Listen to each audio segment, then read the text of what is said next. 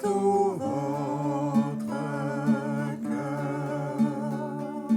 Faites monter vers sa majesté des chants de gloire pour votre roi des rois.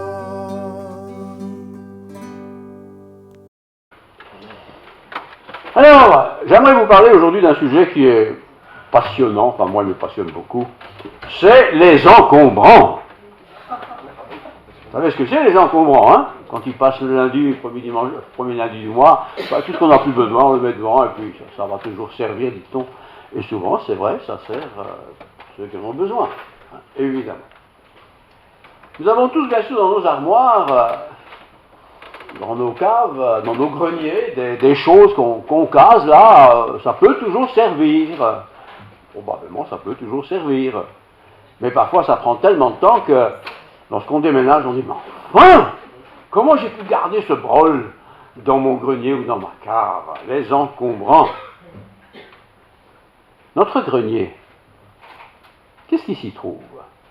Ou alors notre garage, qu'est-ce qu'il y a dans notre garage si nous avons un garage? Ben, beaucoup de choses qui ne sont pas très utiles en fin de compte. D'ailleurs, on les a stockées là pour une hypothétique occasion que personne, bien sûr, ne voudra. Et surtout pas les enfants.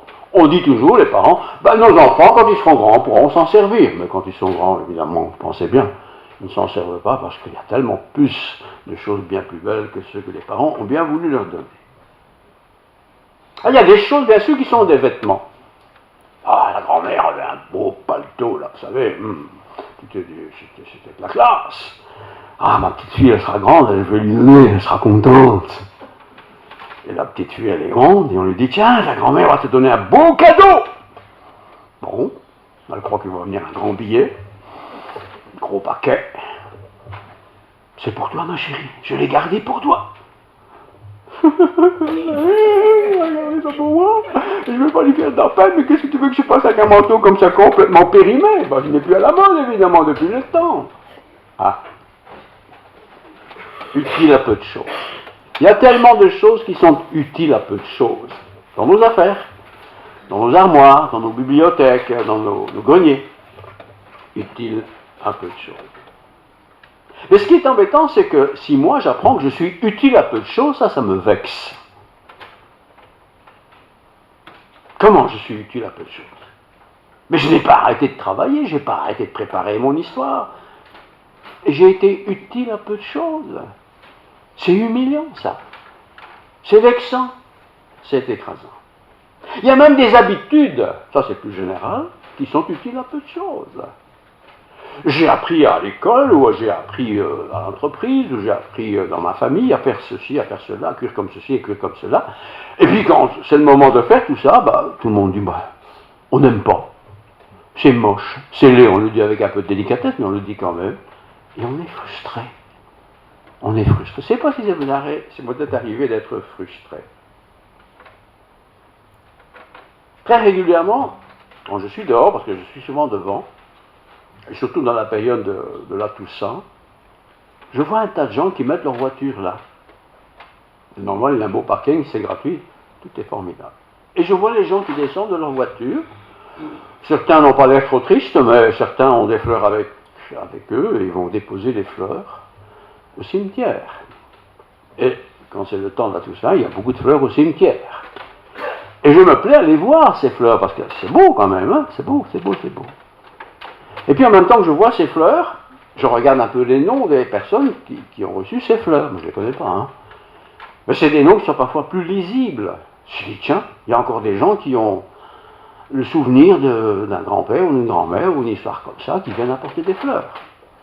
Et puis j'en ai d'autres, des tombes qui sont toutes nouvelles, pas de fleurs, rien.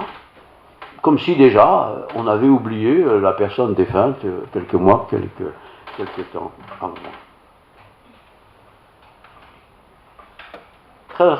Très régulièrement, qu'est-ce que je vois encore quand je suis dehors? Je vois des gens qui courent. Courte culotte, pour les hommes, hein. Un bon petit jogging sympa, coloré, Et je les vois courir. D'ailleurs, ils traversent la rue, devant, je les vois, hein. Ils montent, et puis je ne sais pas ce qu'ils font, ils font le tour. Je ne les vois jamais redescendre, je ne sais pas s'ils sont morts entre-temps, mais voilà. Ils courent. Je me dis, mais pourquoi est-ce qu'ils courent comme ça? Il n'y a rien là, à part le cimetière, il n'y a rien. Il n'y a pas de magasin, il n'y a rien. Mais pourquoi courent-ils? Quel est l'intérêt de courir comme ça? Et ils ont le chronomètre en main, hein. Je le vois qu'ils ont le chronomètre en main, c'est moderne, hein, c'est comme ça. On court. Ils sont concentrés sur leurs pieds, parce que si moi je dis bonjour, ils ne répondront pas, hein, ils ne me voient pas, ils n'existent pas. Moi je dis bonjour à tout le monde, même à une mouche qui passe, je dis bonjour la mouche. Ça je ne le dis pas. Mais je dis bonjour. Beaucoup de gens ne disent pas bonjour, pourquoi? Parce qu'ils ont des écouteurs. Je ne sais pas ce qu'ils écoutent, mais ils ont un écouteur. Bonjour monsieur. Ils continuent à courir, ils ne m'ont pas entendu. Je n'existe pas. Moi je dis bonjour, je répète, je dis toujours bonjour.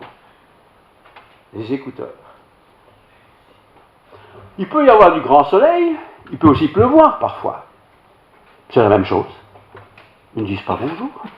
Ils ne disent pas bonjour. Je les vois parfois courir et transpirer. Ça c'est au printemps, en été. Hein. Cool. On voit qu'ils ont couru, hein. Ils ont été forts. Je dis, mais pourquoi est-ce qu'ils courent comme ça? À quoi ça sert? À quoi ça sert? À quoi ça sert que je dise bonjour monsieur? Il ne m'a même pas entendu parce qu'il a des écouteurs. À quoi ça sert? De temps en temps, bien sûr, il y a des gens qui s'arrêtent, hein, parce que... c'est tout ça. Et ça, je me dis, c'est des gens qui ne courent pas trop souvent, et aujourd'hui ils ont bien couru, mais ils sont fatigués, ils sont épuisés, ils sont essoufflés. L'apôtre Paul a, non pas parlé de ce que je viens de vous raconter, mais il a aussi raconté des choses très intéressantes, et je vais vous le lire, intégralement. Écoutez, prenez pas votre Bible, c'est dans une version un peu particulière, mais comme ça on est tous au même niveau. Alors c'est dans la lettre de Paul qu'il a écrite à Timothée, au chapitre 4, vous écoutez. L'Esprit dit expressément, c'est exprès, quelque chose de particulier, l'Esprit dit expressément que dans les derniers temps, c'est écrit il y a déjà 2000 ans, alors je dis aujourd'hui on est un peu plus près des derniers temps qu'il y a 2000 ans passés. Donc l'Esprit dit expressément que dans les derniers temps, et ça c'est très inquiétant ce que je vais vous dire, certains, pas tous, certains abandonneront la foi. Dans toute l'histoire du christianisme, il y a des gens qui ont abandonné la foi, je ne les connais pas. Hein. Mais nous sommes certainement, 2000 ans après, bien plus près du retour du Seigneur et tout ça. Certains, donc, abandonneront la foi. Pourquoi faire?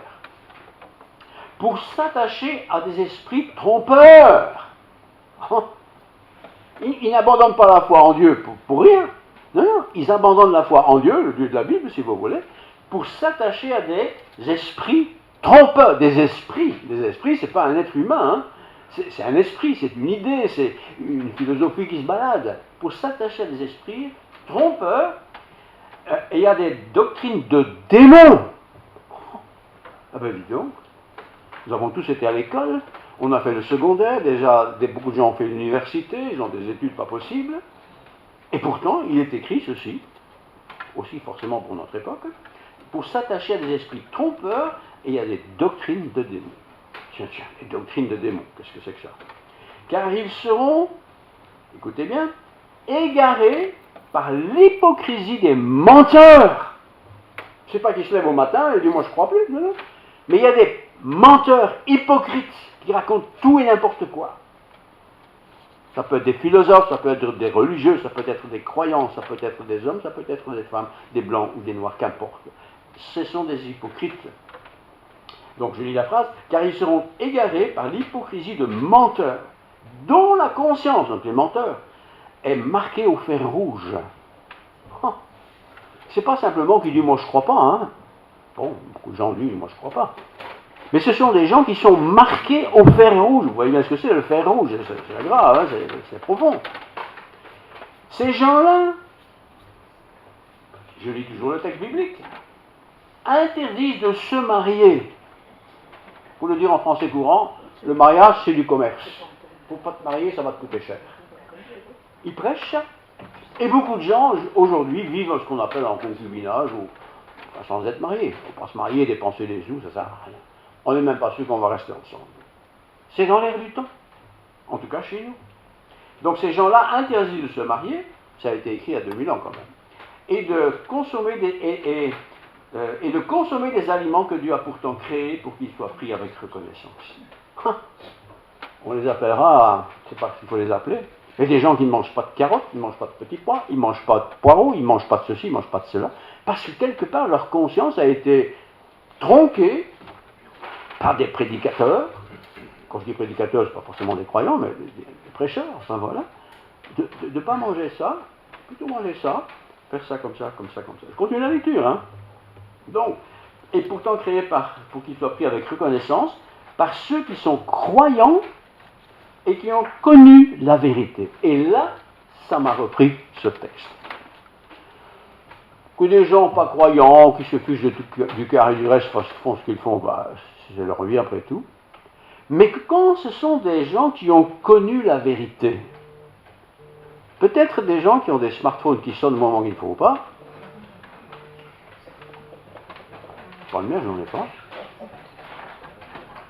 Ça marche. Donc, par ceux qui sont croyants et qui ont connu la vérité. Tout ce que Dieu a créé, c'est toujours la lecture, hein, est bon. Tout ce que Dieu a créé est bon. Et rien ne doit être rejeté. Rien ne doit être rejeté. Ni une fleur, ni un arbre, ni une abeille, ni une moustique, enfin, rien n'est à rejeter. Pourvu, ici c'est dans le cadre de la nourriture, pourvu qu'on le prenne avec une attitude de reconnaissance. Je me suis dit, tiens, je parle de moi ici, est-ce que tu es reconnaissant, toi, pour tout ce que tu manges chaque jour? Vous savez, on a des automatismes, moi je déjeune tous les jours, de toute façon, c'est traditionnel, je déjeune toujours. Confiture, un peu de beurre, confiture, je mange mes 2 tartines, et je suis très content. Mais est-ce que je suis reconnaissant pour ça? Je continue la lecture. Donc, pourvu qu'on le prenne avec une attitude de reconnaissance, car cela est rendu saint par la parole de Dieu et par la prière. Que ce soit le travail, que ce soit le jardinage, que ce soit la nourriture que je prends, que ce soit les vêtements que je mets, que ce soit les personnes que je rencontre, tout cela a une importance pour Dieu. Et une importance pour moi, pour nous. Je travaille avec des collègues, ils sont importants, ces gens. Mon patron est important. Mon voisin est important. Ma voisine est importante. Les enfants de mon voisin sont importants. Mes collègues au travail sont importants. Les enfants à l'école sont importants. Nous tous, nous sommes importants. Et quand parfois nous avons l'impression que moi je compte que pour du beurre, tout le monde s'en fout de ma vie et tout ça, ça ne vient pas de Dieu, ça. Ça vient de l'ennemi de Dieu, qui n'a qu'une envie, c'est quelque part nous dire, bah, le monde se porte très bien sans toi, tu n'as pas besoin du monde, tu n'as pas besoin des gens, débrouille-toi. Voilà. Timothée 4, 1 à 16. L'Esprit dit expressément, ici je cite là maintenant la Bible, l'Esprit dit expressément que dans les derniers temps, c'est écrit il y a 2000 ans, donc on suppose que les derniers temps c'est plus aujourd'hui qu'il y a 2000 ans. Donc, l'Esprit dit expressément que dans les derniers temps, certains, pas tous, certains, et certains, c'est pas beaucoup forcément, par rapport à la masse, certains abandonneront la foi. Pourquoi faire? Pour s'attacher à des esprits trompeurs. Trompeurs. Des esprits, pour s'attacher à des esprits trompeurs. À des idées, à des philosophies trompes, qui ne sont pas vraies. Et ils se donneront une doctrine de démons. Car ils seront égarés. Ils n'auront plus cette capacité d'être sensibles à ce qui est vrai, pas vrai, qu'il faut retenir, pas retenir, car ils seront égarés par l'esprit égarés par l'hypocrisie de menteurs dont la conscience est marquée au fer rouge. Vous pouvez avoir un universitaire à l'école et avoir un fameux hypocrite devant vous. Hein. Vous pouvez aussi avoir des prédicateurs qui sont des fameux hypocrites, qui vous prêchent la bonne nouvelle, ceci et cela, et en réalité, ils n'y croient pas eux-mêmes. ou pas beaucoup. Ces gens-là, donc tous ceux qui ont ce type que je viens de dire, interdisent de se marier. Tu vas te marier? Ben, t'es fou. Tu sais combien ça coûte? Faut pas te marier. Tu vis avec ta femme, avec cette femme, avec cet homme, c'est très bien comme ça. Et si t'en as marre, bah, t'en vas tout promener. Voilà ce qu'on prêche aujourd'hui. Pas seulement aujourd'hui d'ailleurs. Donc ces gens-là interdisent de se marier et de consommer des aliments que Dieu a pourtant créés pour qu'ils soient pris avec reconnaissance. Ne mange pas ça, hein? Ne prends pas ça. Pourtant, si tu le prends avec reconnaissance, ben c'est bien. Dieu va bénir cela. Donc je continue. Avec reconnaissance par ceux qui sont croyants et qui ont connu la vérité. Ah, qu'est-ce que c'est que connaître la vérité? Qui a d'abord la vérité? Qu'est-ce que la vérité? Comme a dit un certain apôtre en posant la question. Qu'est-ce que la vérité? La vérité, c'est pas la mienne. C'est pas celle des hommes, c'est pas celle de Pierre ou de Paul, c'est pas celle d'une philosophie ou l'autre. La vérité, c'est Dieu. Il est la vérité. Ta parole, dit le Christ, l'apôtre plutôt en parlant du Christ, ta parole est la vérité. C'est pour ça que nous avons des Bibles, hein, et beaucoup de gens dans le monde protestant ont une Bible avec eux, ils la lisent souvent, ils l'examinent, on vérifie si ce qu'on raconte est vrai. C'est la vérité. Toutes les autres choses qui peuvent exister, et Dieu sait s'il en a, sont assaisonnées de vérité, sûrement. Mais c'est du mensonge. C'est du mensonge parce qu'ils ont réuni l'essentiel. Tout ce que Dieu a créé est bon. Donc si votre épouse vous prépare un bon plat, je sais pas de quoi. C'est quoi cet appareil qui sonne?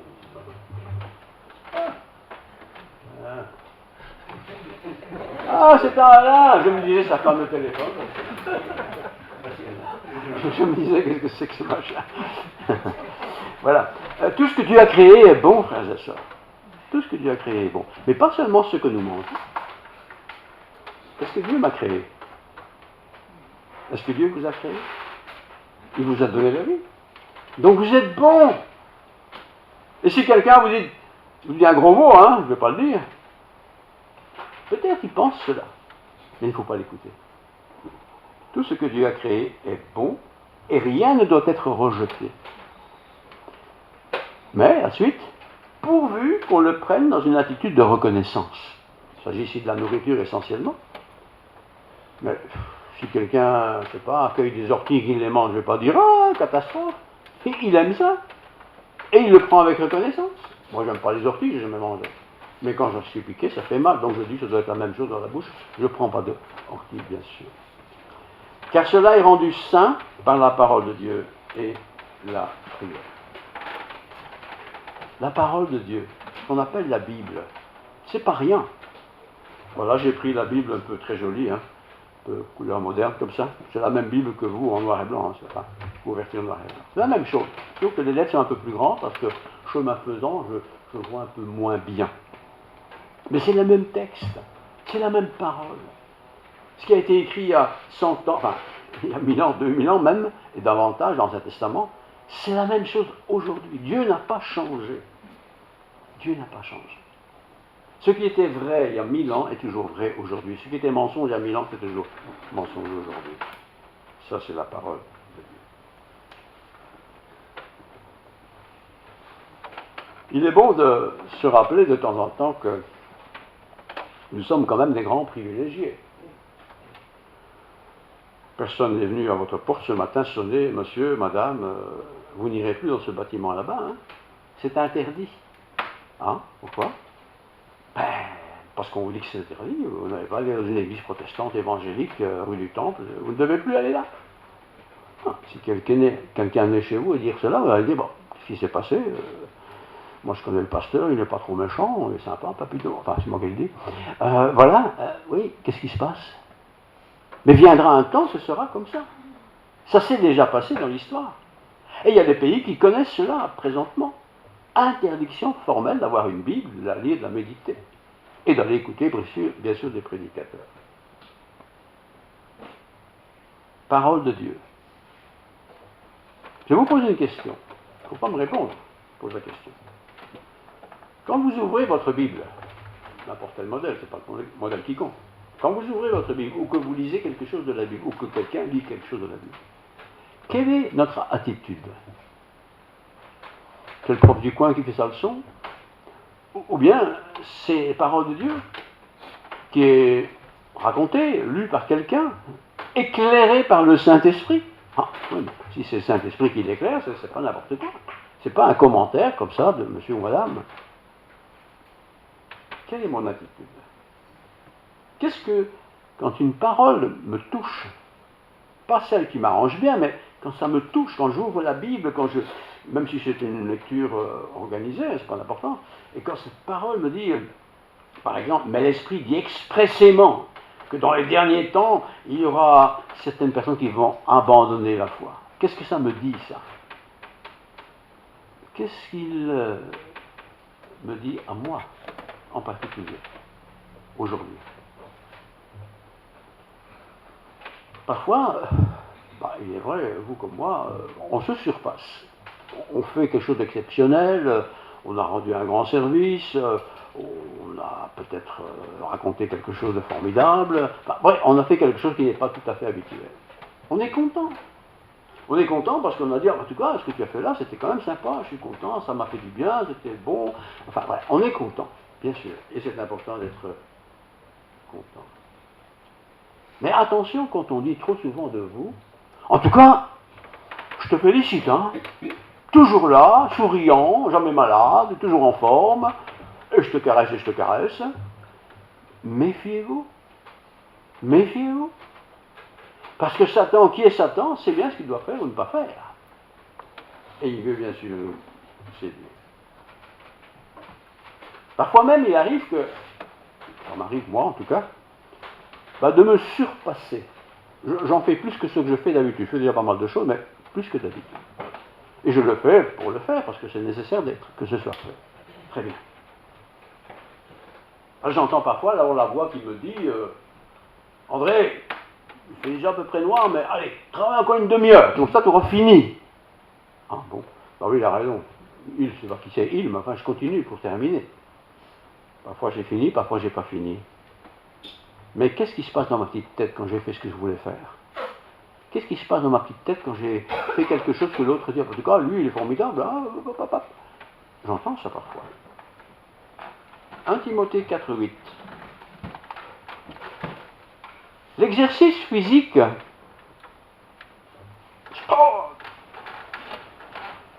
l'exercice physique est utile à peu de choses.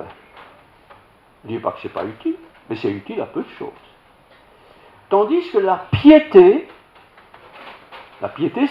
c'est faire ce que Dieu aime, ce qui plaît à Dieu. La piété est utile à tout. Donc tu fais de l'exercice, moi je le vois parce que ici dans la rue, tous les jours je vois des gens courir. Et ils vont dans le sens où ça monte. Je dis, ils sont pris de culotte, ça court, voilà. C'est bien, ils aiment ça.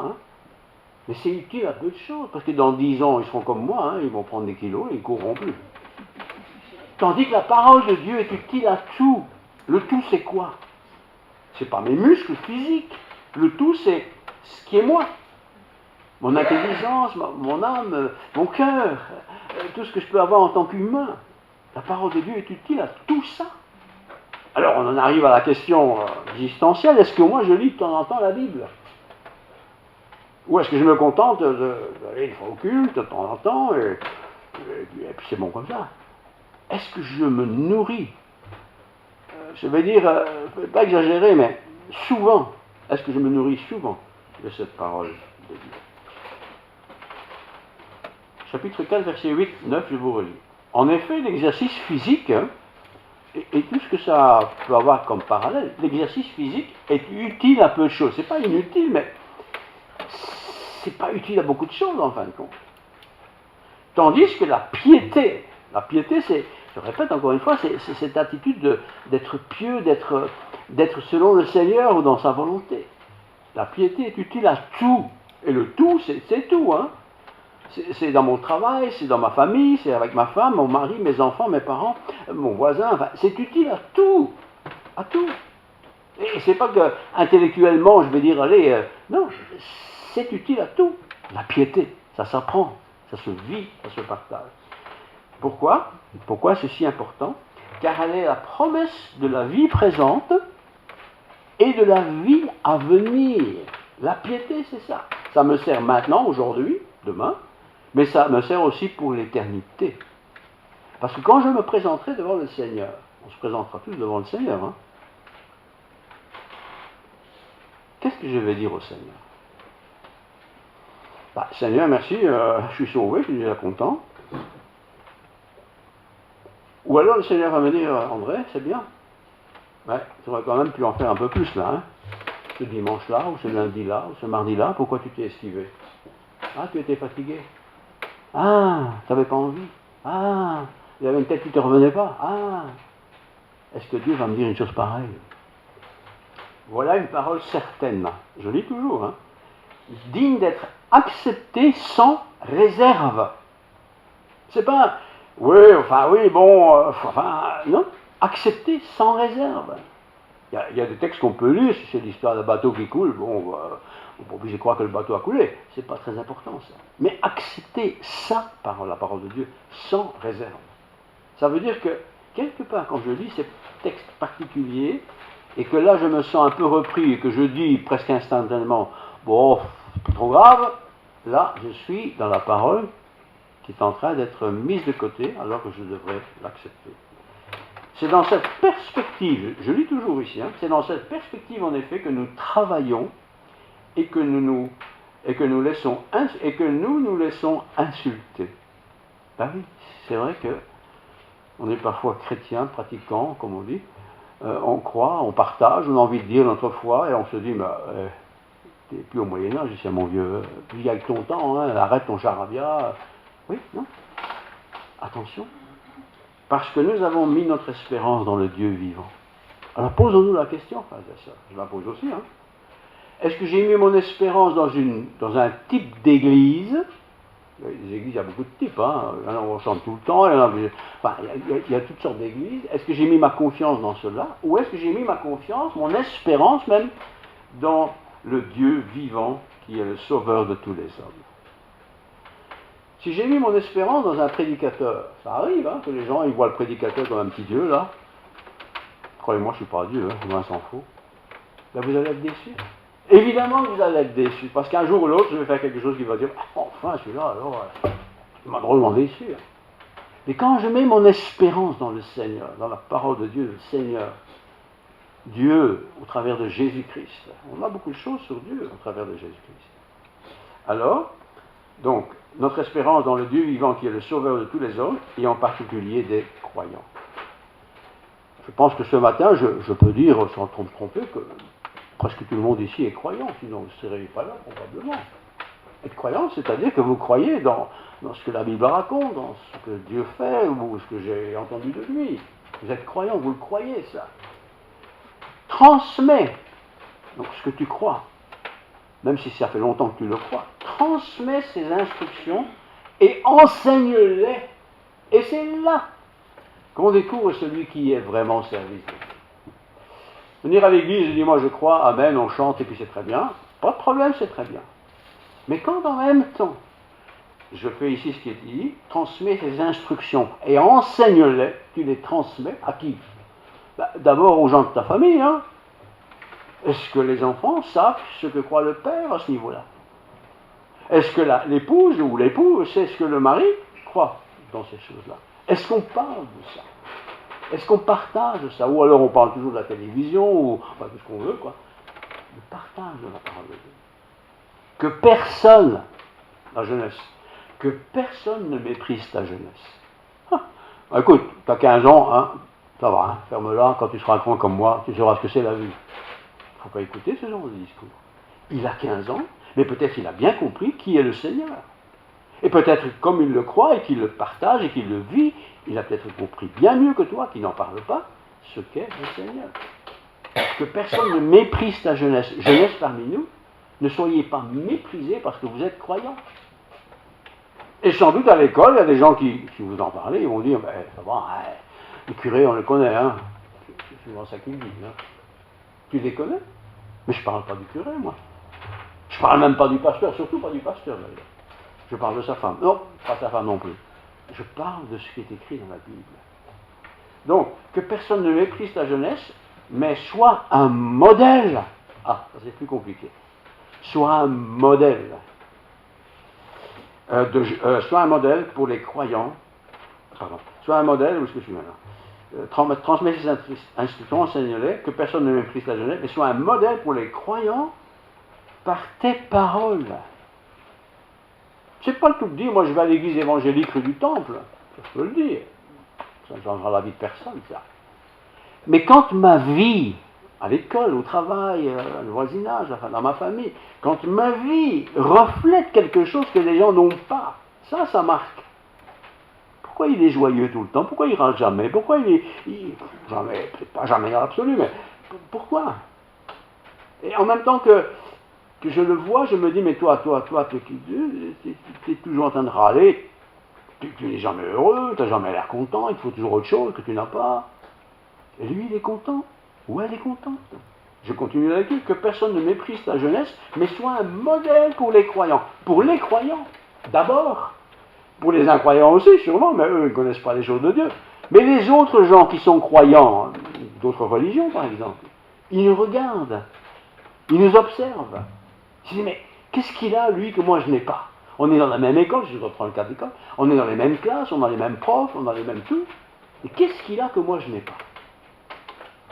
Je continue.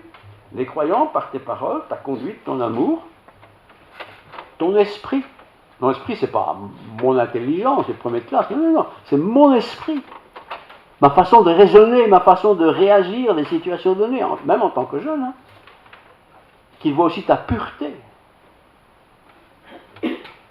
Applique-toi à lire les Écritures dans l'assemblée. Dans nos églises, les jeunes ont leur place. Il n'y a pas de raison que les jeunes ne travaillent pas. Il n'y a pas de... Quand je dis travailler, c'est de faire quelque chose pour Dieu. Donc, la pureté, en attendant que je vienne, applique-toi à lire les Écritures. Ne néglige pas le don que tu as reçu. Ah, j'ai reçu un don, moi. Quel don? Oh, peut-être que tu ne sais pas jouer de la trompette, ça c'est possible. Peut-être quand tu joues au piano, c'est faux qu'on me parle. C'est pas de ça qu'on parle. C'est le don que tu as reçu. Et nous avons tous, absolument tous, reçu des dons naturels, mais aussi des dons, entre guillemets, spirituels. Qu'est-ce que je fais de ces dons spirituels? Ne néglige pas le don que tu as reçu. Ne néglige pas ça. Ne mets pas ça de côté. Hein? Celui qui t'a... Pardon. Ne néglige pas le don que tu as reçu, celui qui t'a été donné d'après une prophétie, lorsque le conseil des anciens a posé les mains sur toi. Le conseil d'anciens, c'est important. Le conseil d'anciens, ce n'est pas les anciens parce qu'ils ont 80 ans, vous savez. Le conseil d'anciens, c'est ceux qui ont compris des choses et qui sont les porte-paroles de ces mêmes choses. Écoute ce qu'ils disent. Écoute ceux qui sont les conducteurs de l'Église. Écoute-les. Ils ne sont pas parfaits, bien sûr que non. Mais écoute ce qu'ils disent. Occupe-toi de ces choses. Il faut s'occuper de beaucoup de choses dans la vie. Mais occupe-toi de ces choses-là. Donne-toi tout entier à elle. Tout entier, c'est-à-dire à 100%. Hein. Pas une fois à la nouvelle année ou à Pâques. À 100%. À 100%. Pourquoi? Afin que tes progrès soient évidents pour tous. Très frappant ce verset. Est-ce que mes progrès spirituels sont évidents? Et est-ce qu'ils sont évidents pour tous? Est-ce que les autres voient chez moi une progression de la foi, un changement, une attitude, des paroles qu'ils ne disent plus ou qu'ils disent maintenant? Est-ce qu'il y a du changement? Ah, le prédicateur, lui, on va le repérer. Hein. Il peut faire beaucoup de bonnes choses, mais s'il fait une boulette non plus, on le ramasse. C'est peut-être pas plus sympathique que ça. Hein. Parce que s'il est ramassé, il est peut-être aussi écrasé. Veille sur toi-même. Chacun de nous, hein. Veille sur toi-même. Et sur ton enseignement. Tiens. Mon enseignement, quel enseignement? On sait bien que tu es le premier en maths à l'école, tout le monde le sait. C'est pas de son enseignement-là qu'on parle. C'est pas de ta calligraphie ou de ton art de l'histoire ou de la langue française. C'est pas de ça qu'on parle. C'est de ton enseignement spirituel. Celui que Dieu t'a donné. Qu'est-ce que tu fais avec ça? Mais-y de ta persévérance. Je fais que lire, hein. Mais-y de ta persévérance. Persévère. À l'école, on persévère pour réussir, hein. Mais persévère dans ce que tu as appris de Dieu. Persévère. Car en agissant ainsi, voici la conclusion, tu te sauveras toi-même, ça veut dire que tu seras protégé de beaucoup de choses, ainsi que ceux qui t'écoutent. Tu te sauveras toi-même, mais tu sauveras aussi ceux qui t'écoutent, parce qu'ils entendront un message de quelqu'un qui est à leur niveau, même âge, même culture, même contexte, etc. Vous voyez, être chrétien, c'est pas simplement tout ce que tout le monde sait d'un chrétien, voilà, on est chrétien, on est protestant, on est ceci, on est cela, et puis c'est bon ainsi. Non, non, non. C'est une question de relation avec Dieu, mais cette relation que j'ai avec Dieu ne doit pas rester cachée. Il y a des gens qui ne se disent jamais qu'ils sont croyants. On ne sait même pas s'ils croient. Ils ne le disent pas parce qu'ils disent que c'est une affaire privée. Ah bon? Depuis quand c'est privé? Au contraire, la foi est quelque chose de public. Ça se voit, ça se sent, ça se ressent. Ça donne envie d'avancer. Alors, pour terminer quand même, parce que je vois que le timing, lui, ne s'arrête jamais, verset 1 Timothée 2, je vous relis simplement les choses. Je t'encourage donc avant tout à faire des demandes, ça c'est ce qu'on peut demander à Dieu, des prières, des supplications. Parfois il y a des choses, je te supplie Seigneur, c'est plus important que simplement une requête. Des prières de reconnaissance, pour être reconnaissant pour ce que Dieu a fait dans le passé, hier, avant-hier, l'année passée. Prie aussi pour les rois, c'est-à-dire ceux qui ont de l'autorité, c'est important, et pour tous ceux qui exercent une autorité, donc le roi et les autorités, le chef de la commune, le patron, tous ceux qui ont une autorité, prie pour eux. Ne les critique pas sans cesse, prie pour eux. Alors, afin que nous puissions mener une vie paisible et tranquille en toute piété. Vous savez, des pays où on est persécuté, c'est pas commode. Hein. On n'a pas envie d'être persécuté, personne. Alors prie pour les autorités, prie pour ton patron, prie pour ton voisin qui est peut-être un peu bruyant, prie, fais-le comme ça. Voilà ce qui est bon et agréable devant Dieu, notre Sauveur. Vous savez, on aime bien la théologie et quand c'est bien pompeux, on se dit ben, j'en ai bien appris, c'est bien.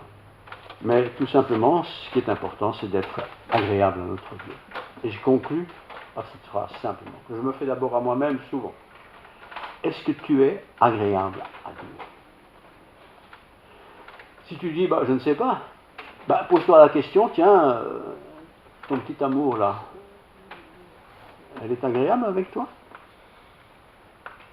Ouais, bien sûr qu'elle est agréable. Mais sois agréable avec elle. Sois agréable avec ton père, avec ta mère. Sois agréable avec ton patron, sois agréable avec ton prof à l'école, sois agréable avec le contrôleur des contributions. Sois agréable avec le policier qui fait sa petite enquête parce que tu roules trop vite. Sois agréable. Parce qu'ils vont être interpellés. Parce que j'ai été agréable. Prie pour tous les hommes. Pas simplement ceux qui sont sympas avec moi.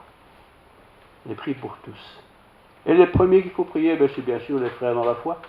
Mais c'est aussi mon voisin, ma voisine, mon collègue de travail. Je l'ai déjà dit, je le répète encore une fois. Priez pour son patron, qui est peut-être casse-pied. Priez pour son professeur, qui est peut-être aussi un peu un embêtant, pour ne pas dire un gros mot. Prie pour lui. Ne le critique pas comme ça. Frères et sœurs, nous devons tous nous exhorter les uns les autres. Prions les uns pour les autres. Tu veux faire du sport? Fais ton sport. Tu veux faire de l'exercice? Fais tes exercices. Mais fais-le pour le bien. Le bien d'abord pour toi. Tu fais de l'exercice pour toi. Mais si tu fais du bon exercice, cet exercice va être utile à d'autres. Soyez aussi assurés de ça. Et je termine en relisant une dernière fois 1 Timothée 4, 8, ce sera la fin. Voilà. En effet, l'exercice physique, je l'ai lu, je le relis, est utile à peu de choses. Ça ne sert pas à grand chose. C'est pas dit que ça ne sert à rien. Hein. Tandis que la piété est utile à tout. La piété est utile à tout. Est-ce que je suis quelqu'un de pieux? C'est pas quelqu'un qui comprend, qui a peur de tout et n'importe quoi. Non, c'est pas ça la piété. Être pieux, c'est tout simplement celui qui essaye de vivre selon les directives du Seigneur. Car elle est la promesse, donc cette piété, elle est la promesse de la vie présente. Je vais te bénir présentement, maintenant, mais je veux aussi te bénir dans la vie à venir, quand tu seras dans mon royaume. On sera sauvés tous, hein? Pas de problème, on ne sera plus en enfer, on sera dans le royaume de Dieu. Mais vous savez aussi que dans le royaume de Dieu, il y a plusieurs demeures. Et tout le monde ne sera pas dans la même pièce. Bon, n'allons pas comparer le ciel avec nos pièces à nous, mais il y a des différences. Alors on n'est pas là pour être dans la plus belle des pièces. Déjà, si on est dans la pièce, c'est déjà pas mal. Mais je veux quand même pouvoir dire au Seigneur, ou que le Seigneur puisse dire de moi, tu as été fidèle, entre dans la joie de ton maître. Amen. Amen. Amen. Prions.